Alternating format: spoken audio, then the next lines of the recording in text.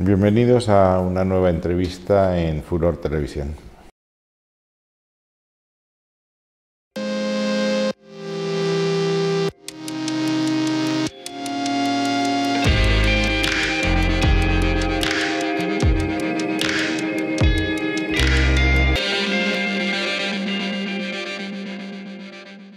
Bueno, José Manuel García Margallo, lo primero, muchísimas gracias por estar aquí en Furor Televisión.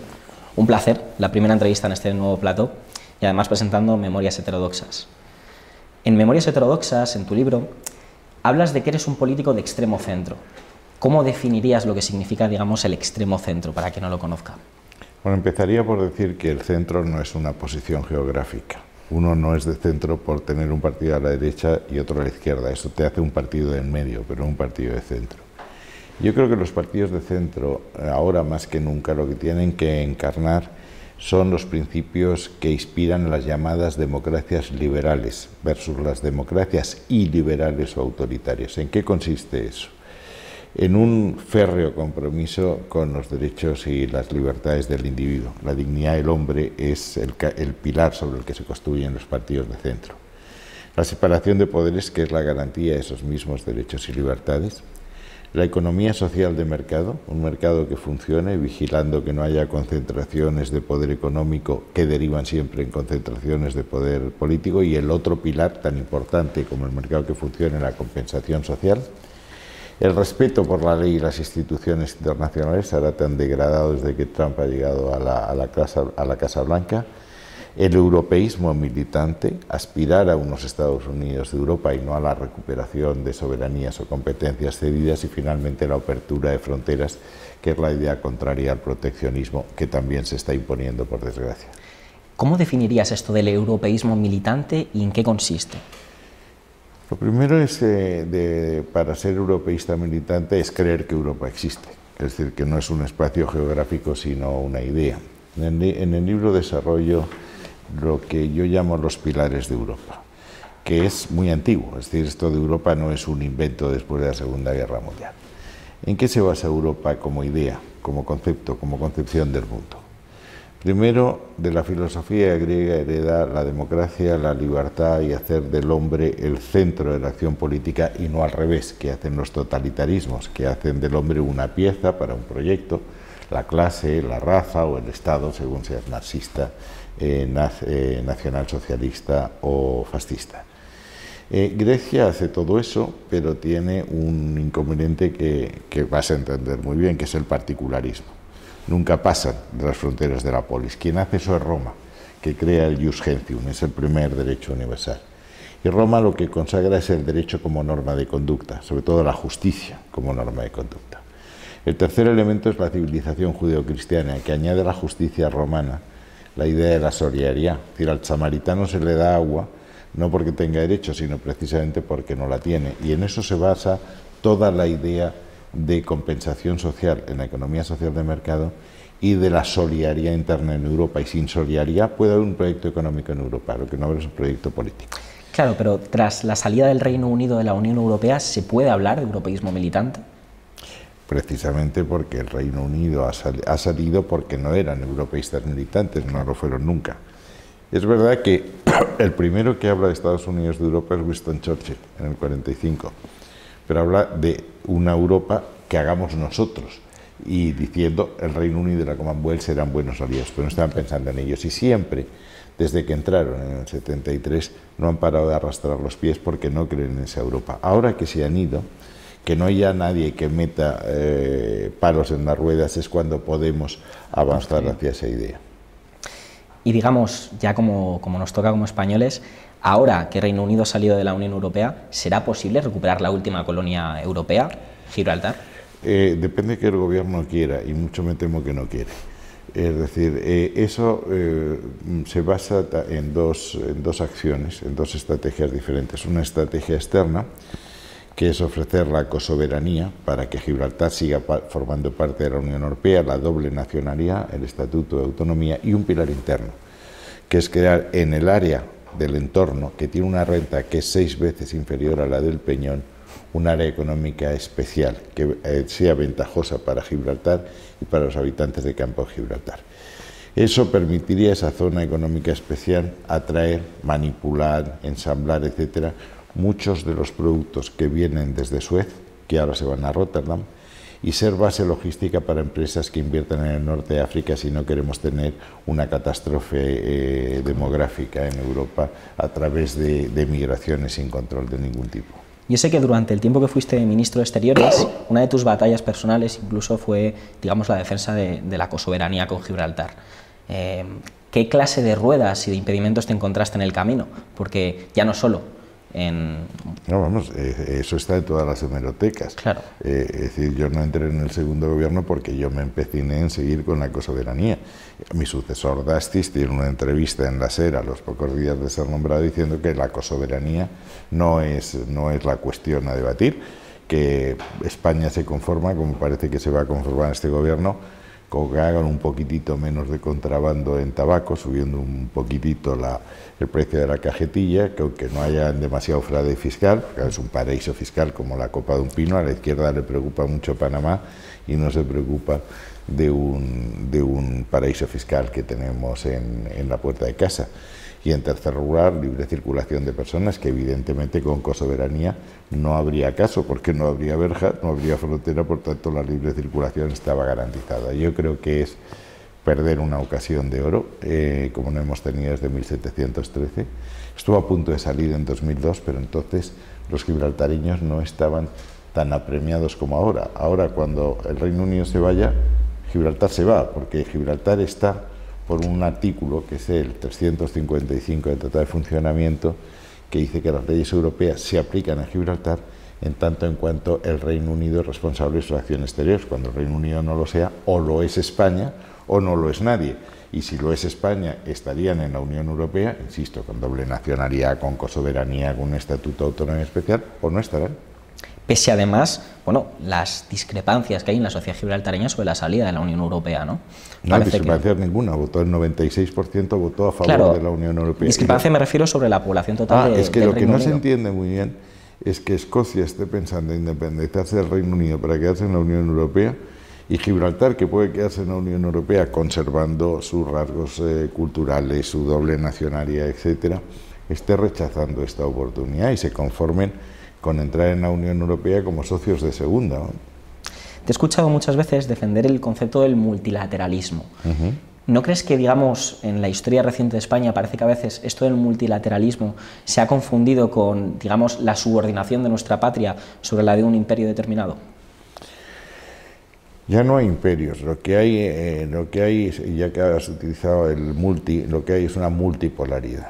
Y esa multipolaridad ahora se ha visualizado y se va a visualizar mucho más en una especie de guerra fría entre los Estados Unidos y China, con un tercer actor que es Rusia, que tampoco ha pasado el duelo que todos los imperios tienen que pasar, y en ese contexto ningún Estado de los actuales Estados miembros de la Unión Europea, ni siquiera Alemania, podría sobrevivir por sí solo. Europa tiene un declive demográfico, por tanto tiene menos importancia económica, y o estamos unidos o simplemente caeremos en la irrelevancia. Es decir, Siria se está resolviendo, cuando se han ido los Estados Unidos, por los buenos oficios de Rusia, de Turquía e Irán, y la Unión Europea ni está ni se la espera. África es un tema que nos afecta a nosotros, la frontera meridional, y nosotros somos la frontera meridional. Estados Unidos no está y seguimos sin resolver Libia. Es decir, lo hacemos eso, o pasaremos a ser como las ciudades-estado italianas antes de la reunificación, es decir, algo insignificante en el mundo. En tu libro te declaras como un ferviente federalista, lo cual sorprende también por tu espectro ideológico. Vamos a ver, yo creo en la magia negra de las palabras, siempre digo, ¿qué se entiende por federalista? Es decir, yo no entiendo por federalista lo que entiende, por ejemplo, Podemos, o lo que entienden algunos nacionalistas que no llegan a ser soberanistas. Es decir, el federalismo no quiere decir que los entes que forman la federación, los estados, las comunidades autónomas, los LAN, tengan el derecho a dar el portazo y largarse cuando les parezca bien, porque lo que entre todos hemos decidido, entre todo hay que resolver. Si es un federalismo cooperativo, como es Alemania y Estados Unidos, en que queda perfectamente claro, uno, que no se pueden ir, y dos, un principio de igualdad, que es lo contrario del federalismo asimétrico que quería Maragall. Eso es una contradicción en los términos. Son federalismo sin derecho a autodeterminación, sí, y consolidación. Y con igualdad entre las partes, claro. No federalismo que privilegien a unas comunidades autónomas u otras, que es lo que me temo que va a pasar en esa mesa de diálogo. Eso es ser federalista. Por eso la reforma de la Constitución que yo propuse son técnicas federales, un Senado que sea Cámara Territorial, una delimitación de competencias siguiendo el modelo del Tratado de Lisboa, que es federal, la corresponsabilidad fiscal, que es federal, y un tratado en que se especifiquen los derechos y las obligaciones de las comunidades autónomas en la toma de decisiones y en la aplicación de esas decisiones en materia europea. Eso, en ese sentido soy federalista, insisto. Si por federalismo se entiende, como dijo el PSOE en el año 1976, el derecho a la autodeterminación, no soy federalista. Gora Euskal Askatatuta, decía Felipe González en su día.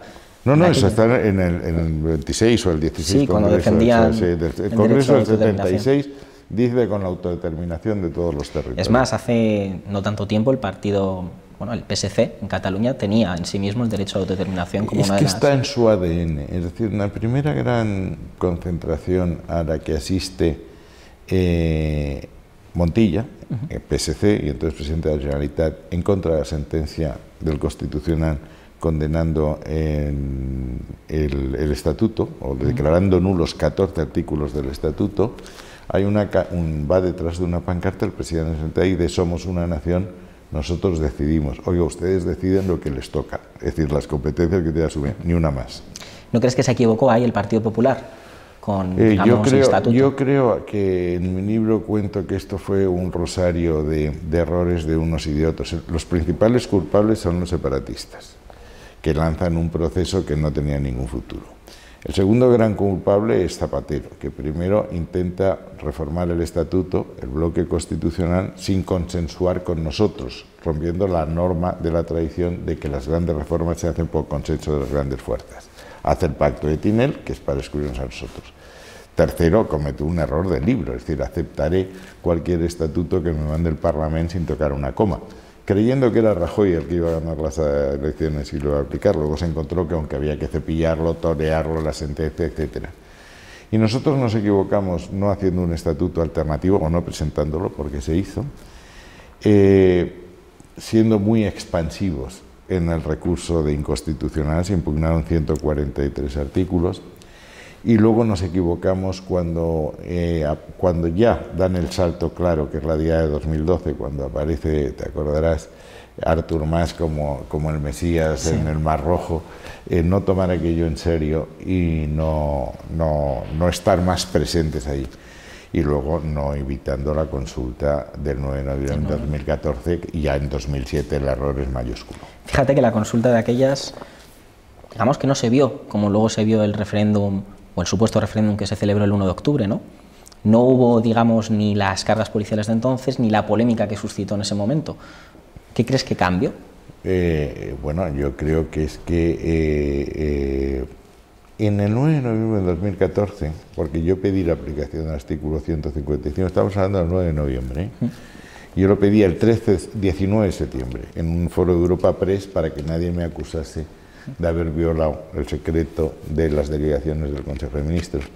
Y era muy sencillo, era haber pedido a la Generalitat que hubiese requisado y destruido las papeletas y las urnas. Si no lo hubiese hecho 155, 24 horas poniendo a los Mossos de Escuadra, a las órdenes del Ministerio del Interior, eso hubiese hecho inviable físicamente el referéndum, y al mismo tiempo haber negociado las cosas que sí se podían negociar, que era el tema de las inversiones en infraestructura, una ley de lenguas y un cambio de financiación autonómica que hubiese evitado aquello de España es roba que tanto daño. Que tanto se hizo en su momento. Es que parafraseando te escuché decir una vez que por un problema de imprenta España había pasado de ser una nación que reconoce las regiones y nacionalidades... Esto es ahora, ¿eh? Claro, ahora. A una nación de naciones.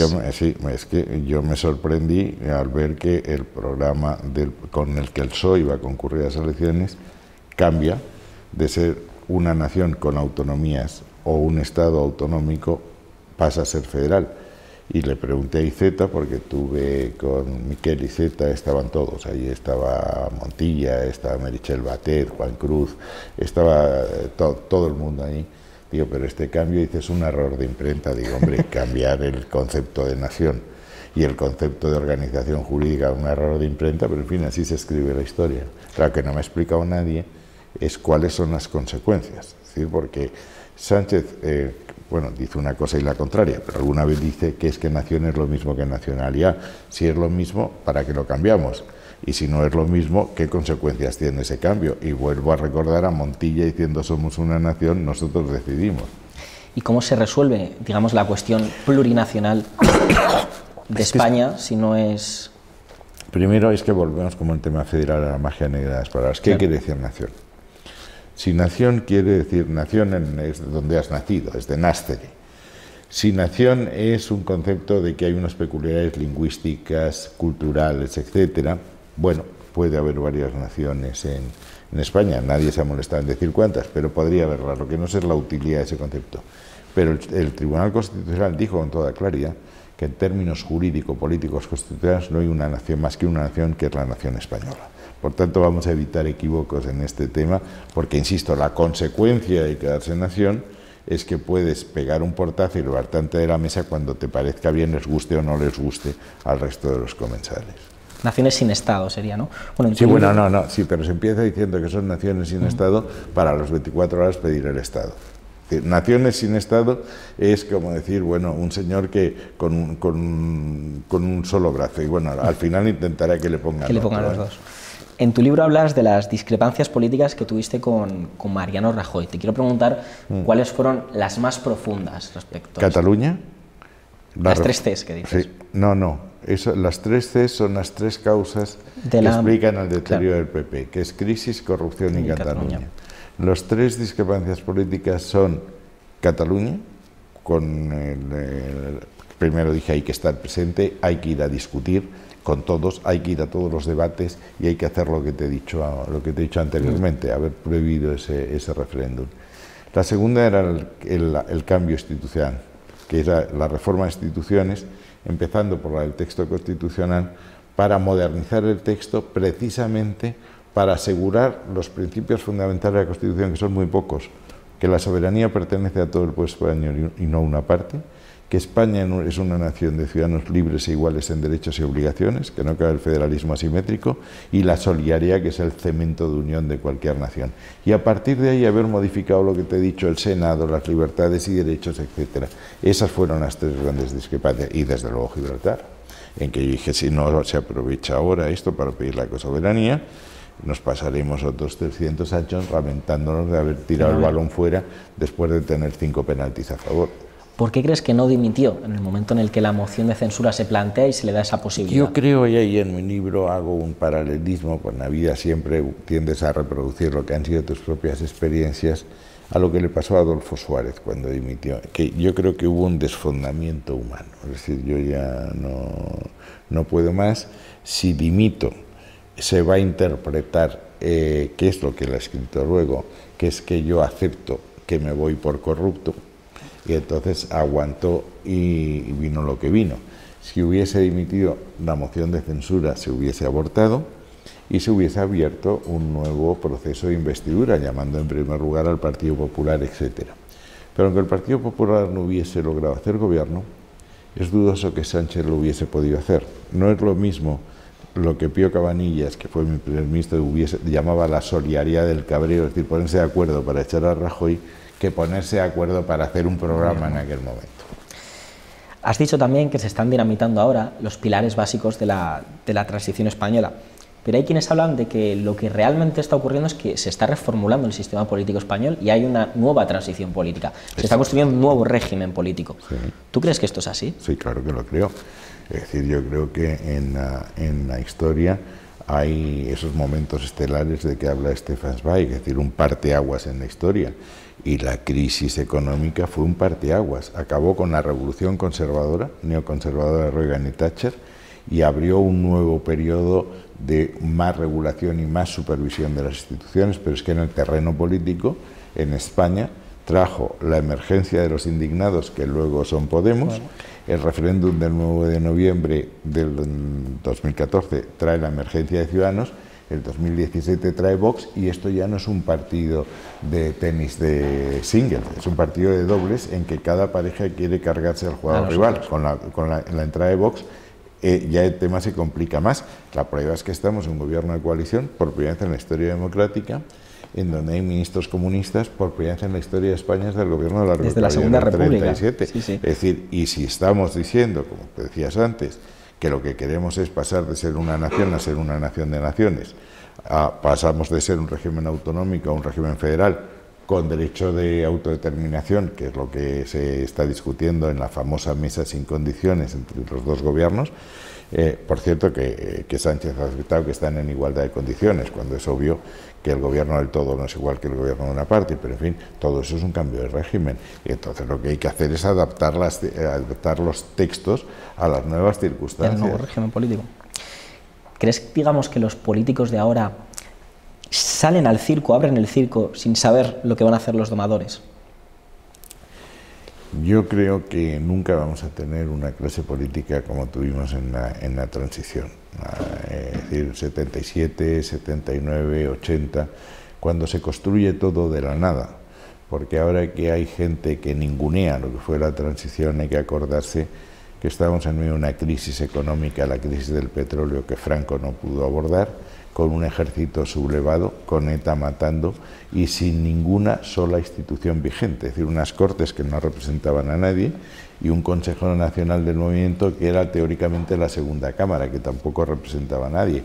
Y con todo eso se hizo de la nada una obra realmente gigantesca.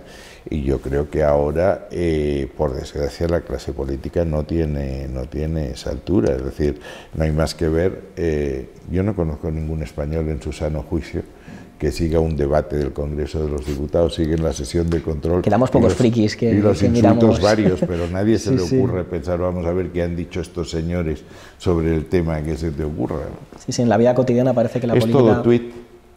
¿Verdad que sí? Sí, Todo... entonces, bueno... Es decir, a ti te veo además muy... Perdona que te corte. En Twitter también estás muy... Digamos, vi el otro día aquella fotografía que se sacó, ¿no?, en la que tú estabas dormido en el Parlamento Europeo y demás. Durmiendo, como diría Camilo Cela, que, sí, sí, que sí. no es lo mismo estar dormido que estar durmiendo. Que estar durmiendo, ¿verdad? Y aún durmiendo estoy más despierto que ustedes. Que Sí, dijiste en el es que fueron 20 segundos que conmovieron las redes sociales. Sí. Expliqué miles de veces cómo había sido aquella jornada.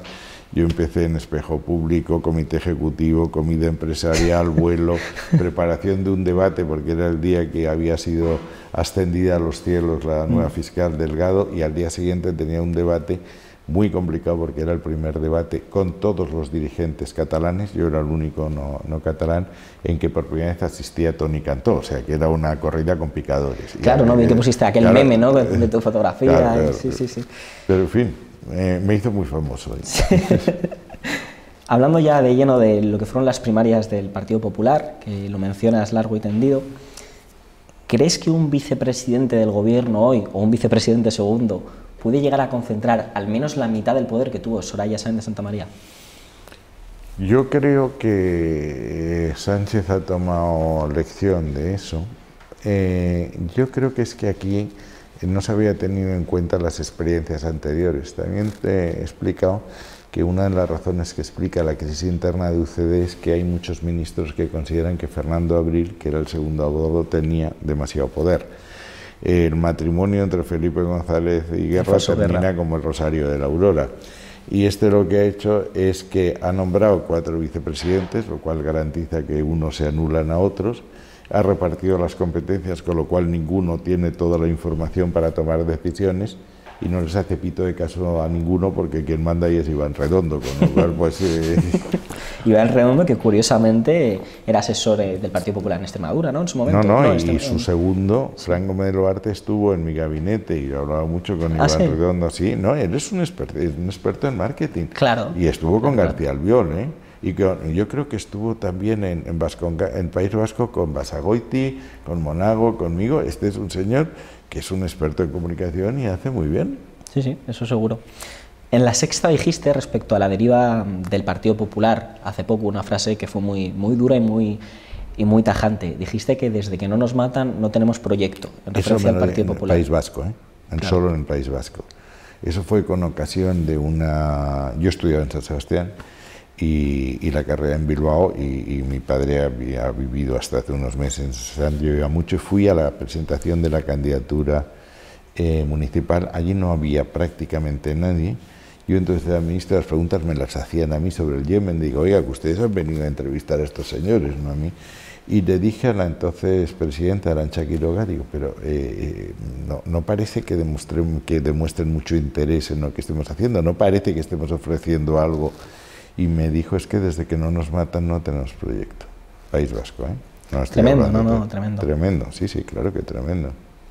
Bueno, pero también decir cuál es el proyecto político de Sánchez, salvo mantenerse en la Moncloa, pues tampoco hay proyecto político. O sea, si por proyecto se entiende unos valores, unos principios, unas acciones para poner en marcha eso y una estrategia. O sea, lo que tú has hecho con tu plan de negocios aquí. Es decir, no, yo me siento aquí para estar, oiga, pues va a estar muy poquito tiempo. Hay quien le compara con Frank Underwood de House of Cards, ¿no? A Pedro Sánchez en estas comparaciones que se hacen en las redes sociales y en la política. Absolutamente.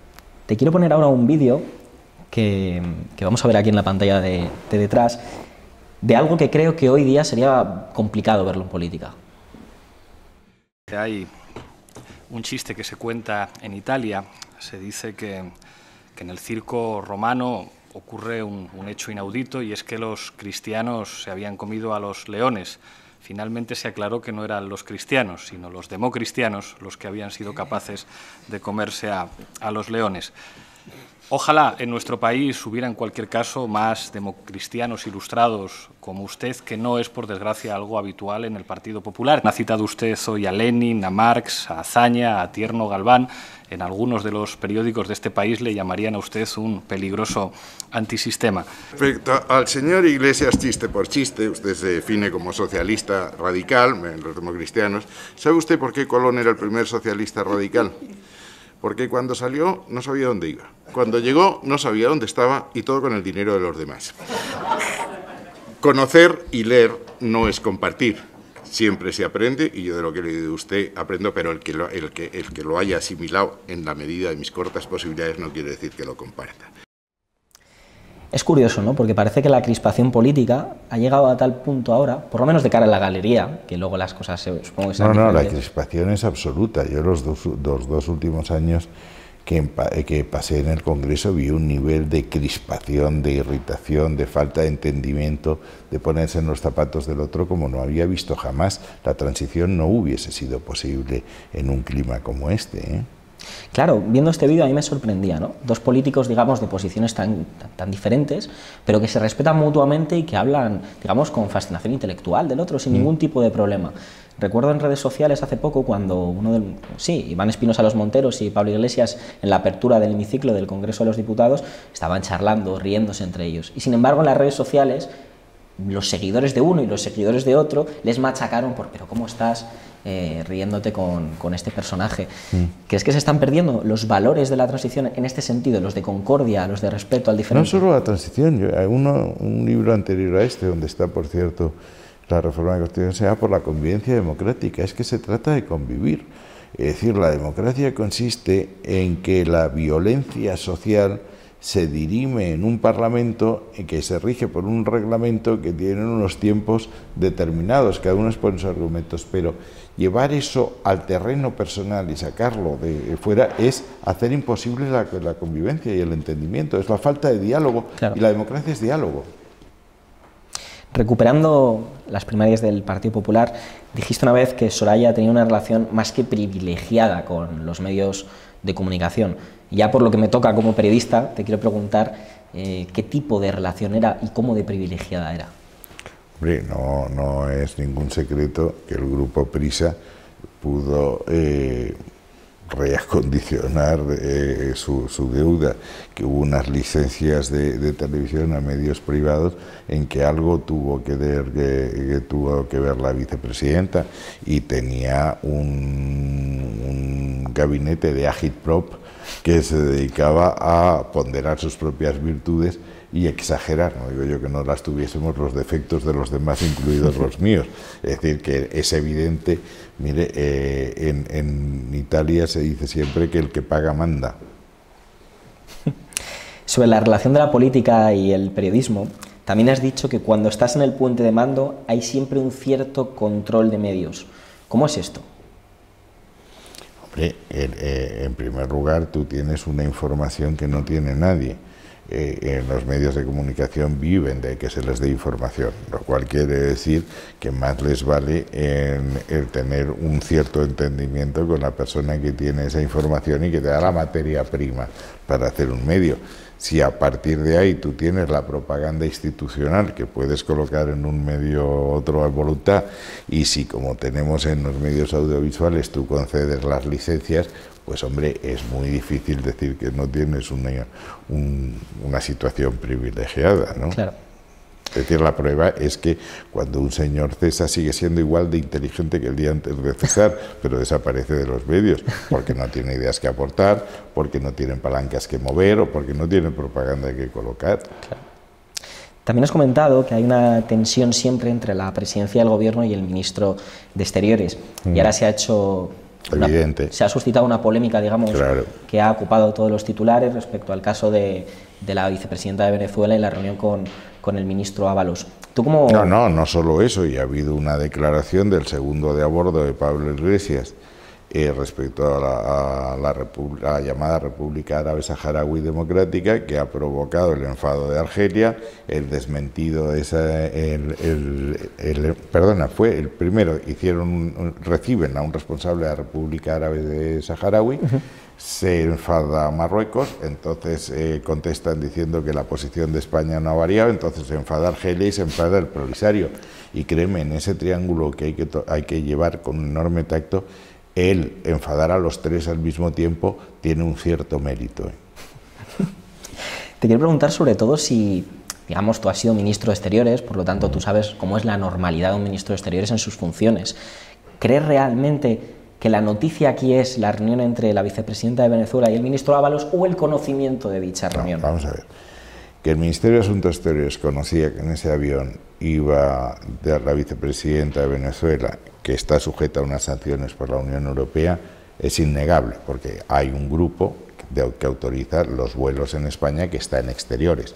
A partir de ahí la información pasa al gabinete del ministro, que decía a quién hay que informar, si viene un jefe de Estado a la Casa Real, si viene un primer ministro a Moncloa, etc.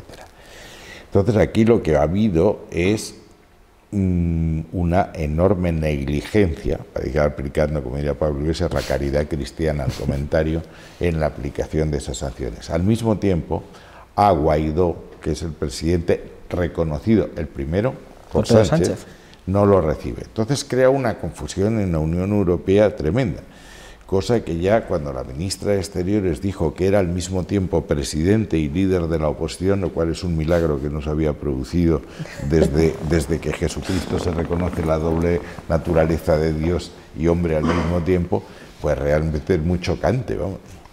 ¿No tienes la sensación que con lo que respecta a la política venezolana hay demasiado show y poca política concreta? Es que en política exterior los gestos son muy importantes.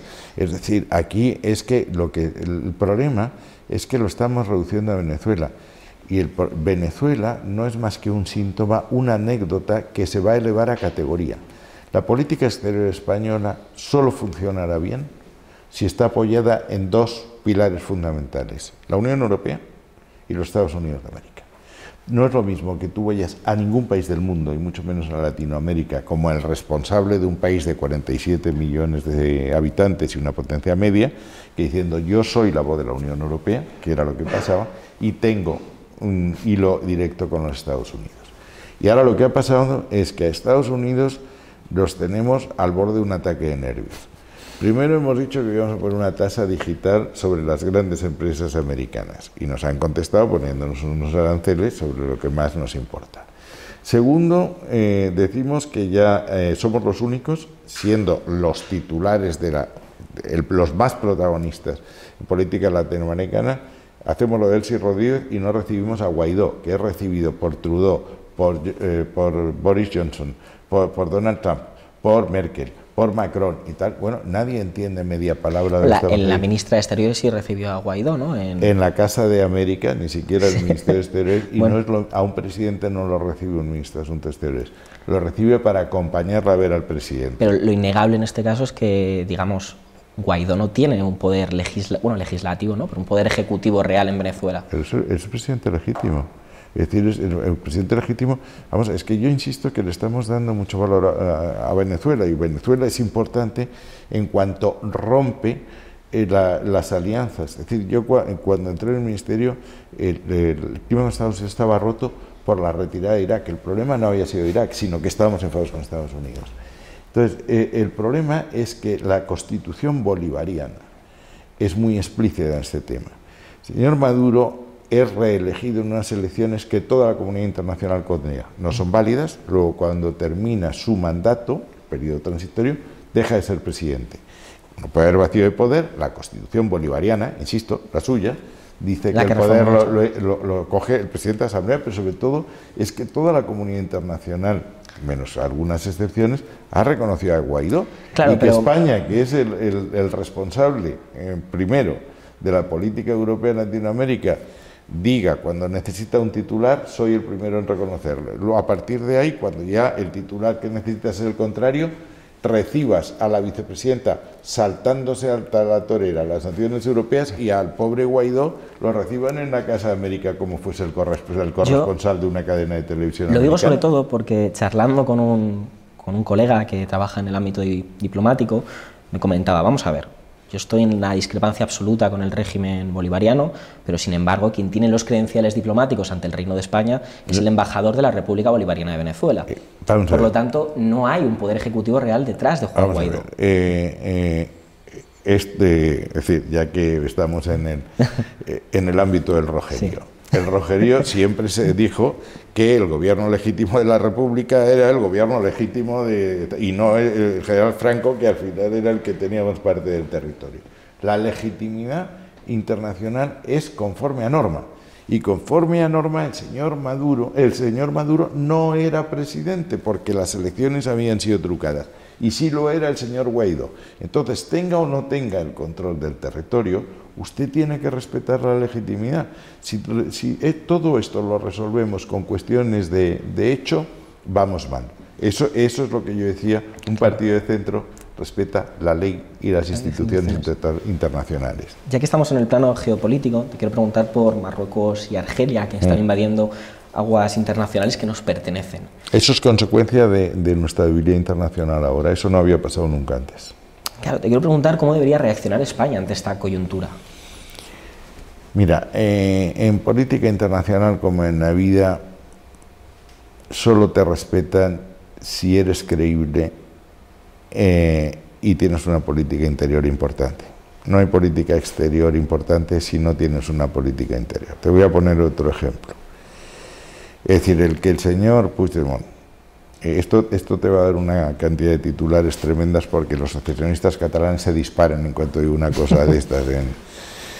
Que un país aliado de España en la Unión Europea y en la OTAN, con la que el gobierno Sánchez ha tenido relaciones privilegiadas porque le ha intentado una alianza con Macron, permita una concentración en Perpiñán, a 30 kilómetros de la frontera española, encabezada por un prófugo de la justicia, con una orden europea y una orden internacional, suspendidas por el hecho del Parlamento, pero que habrá que dilucidar. Es inconcebible. Es decir, ¿qué hubiese pasado si a nosotros se nos ocurre hacer a 20 kilómetros, para no ponerlo en Cataluña, en Fuenterrabía, sobre la independencia de Córcega, y permitimos que vengan 100.000 autobuses? Y pudieron no hacerlo, estuvo, y eso es información que te doy, el responsable del ayuntamiento y la responsable de lo que aquí sería la Diputación del departamento de Baix-Pigané, consultando, como es natural, con el ministro de Interior, con el presidente, si lo autorizaban o no lo autorizaban. Y habían tenido una ocasión de oro para no meterse en líos, porque ese mismo día estaba reunido el Consejo de Ministros prohibiendo grandes concentraciones por el tema de la epidemia famosa del coronavirus. O sea, podían haber dicho, aquí no se renuncian, y habían quedado como Dios. No, lo hicieron, y hay una foto en que está firmando en el libro de honor del ayuntamiento con todos con la bandera tricolor. Bueno, es decir, esto a un país serio no se le hace. Ya que me mencionas el coronavirus... También es que hemos dicho que nosotros no queremos estar en el eje franco-alemán, que ahora vamos a ir por libre. Esa es. Ya que mencionabas el tema del coronavirus, que parece que ahora hay una histeria colectiva en torno a esto, como algo anecdótico, básicamente. ¿Tú como ministro de Exteriores habrías tomado algún tipo de medida o de prevención? No, hombre, eso supongo que sí lo habrán tomado, es decir, esto te pones en alarma a todas las embajadas y a todos los consulados para, si hay unos españoles en riesgo, tomarlas, repatriarlos en el acto. Claro. O sea, no, eso es no es que lo tomas, es que eso nos pasó con el ébola. Claro. Es decir, eso estar 24 horas sobre 24 atendiendo a esta gente. Hicimos además una cosa de la que yo soy muy orgulloso, porque lo hice sin dinero como casi todo, que es que cuando tú vas al extranjero, en cuanto llegas, se dispara un mensaje, se llama España contigo, que te da el número de la embajada, el número del consulado para que te pongas en contacto. Es decir, cualquier persona que ahora tenga un problema, este o cualquier otro, sabe a quién dirigirse en el acto. España.contigo, que es un título muy bonito para los separatistas catalanes. Durante tu ministerio, ya que seguimos en política internacional, expulsaste al embajador sirio en España. Con el paso del tiempo y viendo cómo ha ido evolucionando el conflicto sirio y la guerra siria, ¿crees que fue una buena decisión? Vamos a ver, cuando tú formas parte de una alianza, tú dices lo que opinas, pero una vez que la alianza toma una decisión, la cumples. Y yo desde el primer momento, lo cuento ahí, desde el 2012, febrero de 2012, dije que había que negociar con Assad. Nos gustase Assad o no nos gustase Assad. Entre otras razones porque Assad tenía la alianza con Rusia, que tiene dos bases, una naval y otra aérea, y Rusia no iba a dejar caer a Assad. Es decir, intentar creer que le íbamos a ganar, y Hillary Clinton me dijo, no te preocupes por el tema de Assad, el tema de Assad estará resuelto en 2 meses, estamos en 2012. Pero una vez que yo había expuesto eso y seguí exponiéndolo, hay que sentar a la oposición con Assad y llegar a un acuerdo, y por eso estuvimos en el grupo estrecho, que nos metió Rusia, por cierto, no Estados Unidos, porque no le gustaba nada lo que yo opinaba, pero lo seguí opinando. Y ahora se ha demostrado que era verdad. Pero una vez que has decidido que Assad es el enemigo a batir, pues tienes que ser coherente. No, España no se va a subrayar, oiga, yo soy el único que tengo un embajador sirio aquí, eso no es serio. Ya en las últimas preguntas, un titular de hace 2 días del periódico El País decía que Anticorrupción sospecha que el gobierno del Partido Popular estaba detrás del espionaje a Podemos. ¿Tú tienes información sobre esto? ¿Sabes qué fue lo que ocurrió respecto a esta historia? No la tengo y no hablo. Yo en esto, ya que te gusta la historia, decía Azaña que si los españoles hablasen solo de lo que saben, sería un gran silencio nacional que favorecería la reflexión. Y yo esto no sé nada. Imaginaba que ibas a responder por no, ahí. ¿Qué quieres que te conteste? Si no lo sé, no lo sé. No pasa nada. Pero ya... No, claro que pasa, que yo te estoy diciendo la verdad de todo. ¿Absolutamente nada? No, nada. Yo no me ocupaba de eso, bastante tenía... Y había compañeros que decían que me extralimitaba en mis funciones para haberme metido ya en temas de partido. Claro. Que yo el partido no lo conocía honradamente no lo conocía muy bien, pues yo llegué aquí después de haber estado 17 años en el Parlamento Europeo. Claro, es decir, esto ¿Y ahora de vuelta? Sí, ahora de vuelta, claro. Sí. Ya en la última pregunta te voy a decir una serie de nombres, de términos, para que me digas qué es lo que te viene a la cabeza, en pocas palabras, al escucharlos. Alfonso Alonso. Un político hábil. Pedro Sánchez. Una catástrofe nacional. Carles Puigdemont. Más catástrofe que Pedro Sánchez. Vox. No tengo nada que ver. ¿Primera guerra del Rif o guerra de Margallo? 1893, bueno, el cuadro en que muere mi bisabuelo, que es el único general que muere al frente de sus tropas, es Adelante, viva España. Pío Cabanillas. Un genio. El PRI, mexicano. La tentación totalitaria del PSOE. Mencheviques. Los que siempre solemos ser minoritarios. Vladimir Ilich Ulyanov, Lenin. Bueno, Lenin, un personaje histórico que probablemente haya traído más daño a la humanidad que ningún otro. Es decir, se contaba que al final se acabaría no de Lenin, sino de Marx, una estatua que dijese proletarios del mundo, perdonadnos. Veo que le citas mucho, por eso que lo menciono. Vamos a ver, el marxismo y el leninismo han tenido una enorme importancia en la historia de la humanidad. Y es decir, lo que pasó a partir del 17, que es lo que trajo la confrontación entre partidos extremistas de izquierda y extrema derecha, lo que pasó después del 45, la Guerra Fría, que condicionó toda la geoestrategia, claro que tiene importancia, ¿cómo no lo vas a citar? Donald Trump.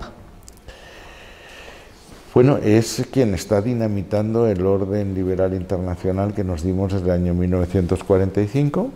Es un personaje, leía en el New York Times el otro día, que tiene registradas, constatadas 15.000 mentiras desde que tomó posesión. Creo que alguien me decía el otro día que Sánchez está a punto de batir el récord, pero vamos, centrándonos en Donald Trump, yo creo que va a volver a ganar y que puede ser más disruptivo todavía que lo que ha sido ahora, cuando ya no tenga que buscar la reelección, y que Europa hará bien en saber que va a haber tiempos difíciles, en que los Estados Unidos se van a retirar, te van a dejar que te hagas frente a tu propia seguridad, y que van a hacer lo que él ha dicho que va a hacer, que es poner los intereses americanos por encima de los valores y principios del multilateralismo. Europa tendrá que responder de la misma manera. Había una secretaria de Estado que se llama Madeleine Albright, que decía que la diplomacia consiste en defender los intereses de tu país, con la palabra si es posible y si no con los misiles.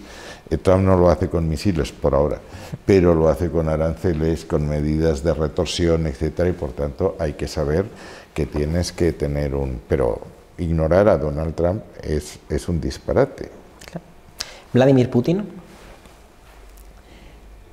es uno de los personajes cuyo lenguaje no verbal más me ha impresionado. Yo he tenido la fortuna de comer con él, acompañando a don Juan Carlos, y tiene unos ojos de acero. O sea, es un hombre en que le notas una determinación tremenda. El problema de Putin es que empieza a ser un modelo para determinados países del tercer mundo, fundamentalmente para los países africanos y latinoamericanos. Y ahora nos vamos a encontrar con dos modelos: Xi Jinping, que es China, y Rusia, que es Putin, que son los hombres fuertes, que empiezan a ser anhelados en algunos. Desde luego lo tienes ya en Egipto con Sisi, lo tenías en Argelia, lo tienes en Libia con el general Haftar, por no hablar de los caudillos bolivarianos que tenemos en Nicaragua, en Cuba, en Venezuela, etcétera.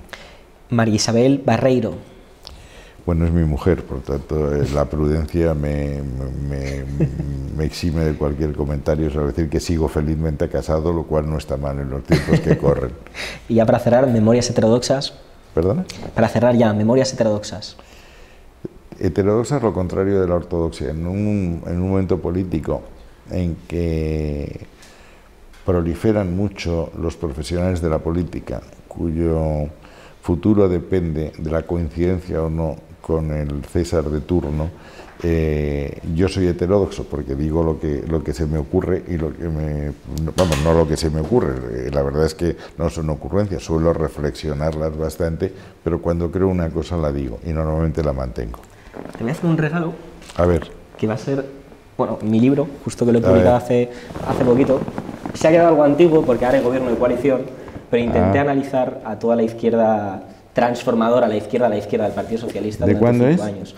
Lo publiqué justo en 2019, el año pasado. Pues oye, lo leeré con mucho gusto. A principios de año. Supongo que habrás analizado que los partidos de izquierda ya no son partidos obreristas, son partidos radicales, que encabezan colectivos cuyas... Las políticas de la identidad, la diversidad, efectivamente. Son políticas identitarias, que es exactamente lo contrario de lo que quiere la izquierda. Claro.